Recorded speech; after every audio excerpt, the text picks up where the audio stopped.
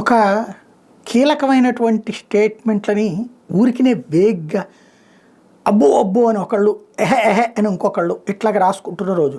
యాక్చువల్గా చంద్రబాబు గారికి సంబంధించినటువంటి మీటింగులో ఒక వ్యక్తి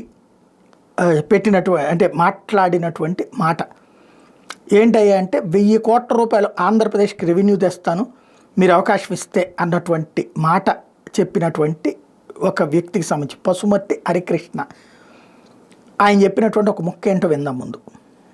Penumarthi Harikrishna, director for national cyber security research council. Sir, మీరు 2005 లో సీఎం గా ఉన్నప్పుడు నా జీతం 3000 రూపాయలు సార్. నాకు ఒక కష్టం వస్తే ఒక 4 రూపీస్ పెట్టి మీకు ఒక ఈమెయిల్ పంపిస్తే అది విత్ ఇన్ 2 months లో రిజాల్వ్ అయింది sir. And now I want to bring 100 IT companies to Andhra Pradesh sir. My sincere request is మీరు అవకాశం ఇస్తే ఆంధ్రప్రదేశ్ కి మినిమం మా తరఫున సైబర్ సెక్యూరిటీ తరఫున 1000 కోట్లు రెవెన్యూ జనరేట్ చేయడం ఖాయంగా చేయాలి. నాట్ ఓన్లీ సైబర్ సెక్యూరిటీ చాలా క్రూషియల్, ఎందుకంటే ఫ్యూచర్ లో కూడా సైబర్ క్రైమ్ అనేది చాలా ఉంటుంది. ఇందులో విచిత్రం ఏంటంటే ఆయన చెప్పడం, ఈయన స్పందించేసేయడం. 4 రూపాయల మెయిల్తో మీకు ఫోన్ చేయగానే మీకు మెయిల్ పెట్టగానే మార్చేశారు ఆ సమస్య పరిష్కరించి. అసలు ఆయన ఏం మెయిల్ పెట్టాడో ఈయన ఏం పరిష్కరించారో ఆయన చెప్పలేదు, ఈయన అడగలేదు.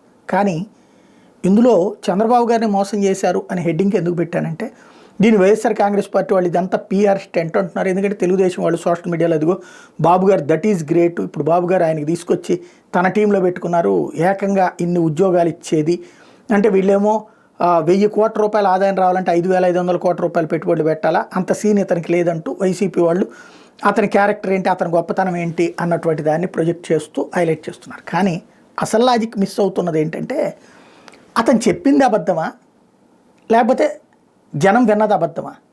2005 సంవత్సరంలో ముఖ్యమంత్రిగా ఎవరున్నారు? ఆంధ్రప్రదేశ్లో చంద్రబాబు గారు అధికారంలోకి వచ్చి 1995లో, 94లో ఎన్టీ రామారావు గెలవడం, 95లో ఆయన నుంచి పార్టీని తీసుకోవడం, ప్రభుత్వాన్ని తీసుకోవడం జరిగింది. 99లో మళ్ళీ ఎన్నికలు జరిగింది, ఆయన గెలిచారు.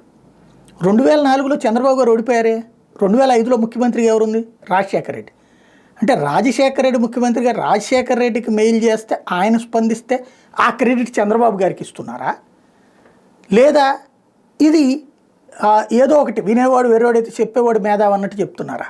ఇది తేలాల్సి ఉంది.